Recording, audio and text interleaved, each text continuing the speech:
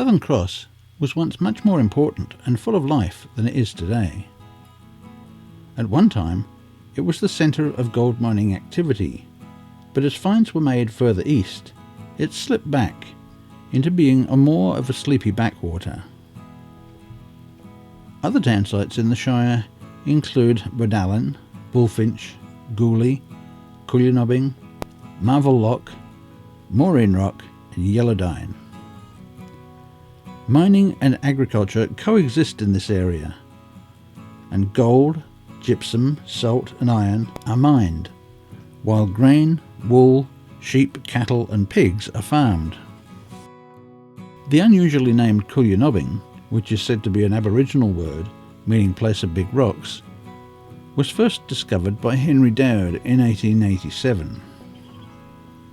Dowd didn't think much of the area, but buried a bottle with some notes on his discovery, near to what is now Dowd Hill. The bottle was located in 1963, and the note is kept in the Yilgarn Museum. Today, it's not so much gold that is mined in the area, but iron ore. Portman Cullinobbing Iron sends the ore to Esperance via rail. One of the earliest industries in the area was sandalwood cutting. It's still in existence and contributes several $1 million annually to the economy. It could be said that Southern Cross is both the last wheatbelt town and the first of the mining towns.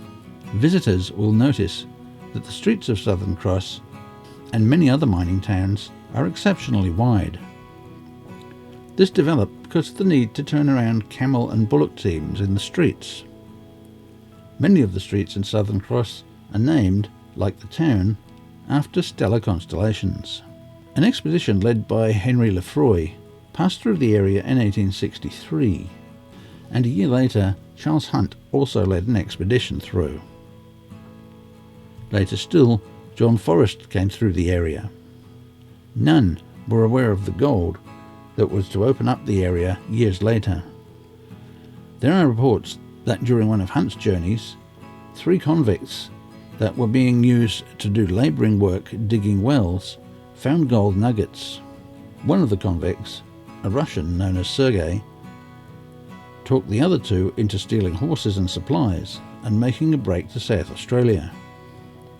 The group got away, only to be quickly recaptured, and the gold find was in all likelihood hushed up. This may seem strange when the colony badly needed the source of revenue that gold would produce. But the escape came shortly after the Wildman debacle, and the government was afraid that a gold find would draw badly needed labour away from farms and businesses in more settled areas.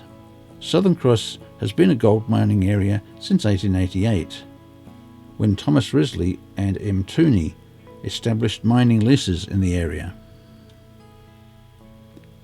The name is said to have been given to the area in 1888 by these prospectors, who found their way by using the Southern Cross constellation to navigate. Risley later wrote, "Myself, Toomey and Charlie Crossland started out for our camp at Barcoiton. After prospecting the belt for some days, our water gave out. Our black boy, who I call Wheelbarrow, said he knew of plenty gabby water at Corcodine. When we got to Corcodine, we found one of Hunt's dry wells, just as dry as we were. We decided to start back through the night and return to our camp, distance about 40 miles. And we travelled by the Southern Cross, thanks to Charlie Crossland's knowledge of the stars.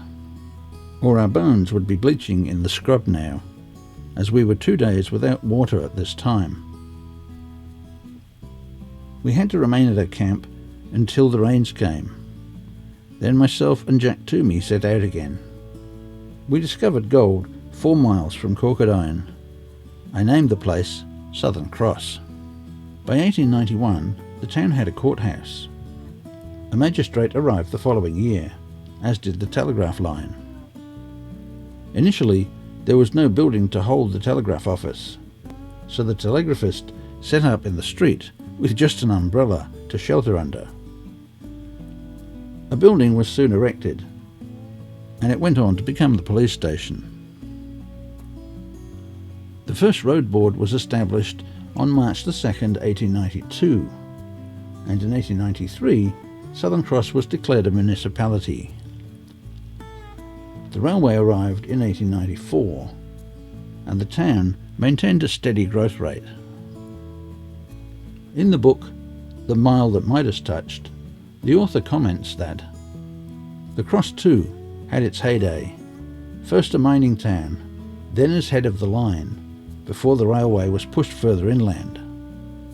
It was the mother town of Coolgardie, the Old Cap, and at least the grandmother of Kalgoorlie and the Golden Mile. The town's fortunes fluctuated with the price of gold, and with the comings and goings of droughts. The population in town fluctuated wildly from year to year, but the numbers present in the Shire seemed to remain fairly constant. By 1897, the Southern Cross goldfield had produced at least 62,000 ounces of gold. Farming started to take over from mining, and in 1927, land was made available for dusted miners. These were men who had lung complaints and could no longer work underground. The scheme, like so many others, was not properly administered, and men who had no knowledge of farming suddenly found themselves dumped on a piece of land and expected to make a go of it. At first, there was some success, with 1930-31 producing bumper crops. But then the Great Depression hit, and overnight prices collapsed. The wheat was owned by the Agricultural Bank, and farmers were prosecuted if they tried to sell the wheat themselves.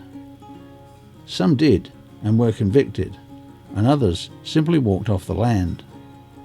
A very few persevered, and one or two of them went on to prosper. Despite the difficulties, the first agricultural show was held in 1932. As Coolgardie and then Kalgoorlie took off, Southern Cross became a mere stop on the line. In the early 1930s, the town was almost deserted. It was at this time, around 1931, that arsonists struck, and several buildings in the town were burnt down. A few kilometres north of Southern Cross is Lake Corkadine. This is a salt lake and is a popular campsite for travellers.